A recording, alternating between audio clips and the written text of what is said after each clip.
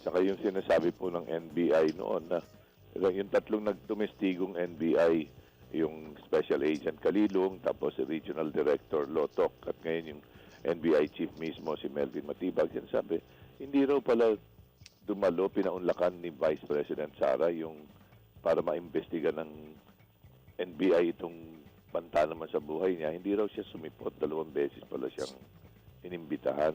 Anong tingin niyo ron? Anong ibig sabihin nun? Pag hindi sumipot yung pinagbantaan?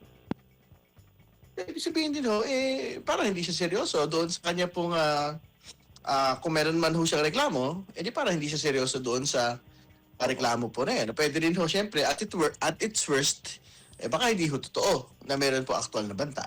Hindi ba? Kung hindi din naman ho nagkita, yung pong sinasabing pinagbabantaan din. No? So, malaki usapin ho yan.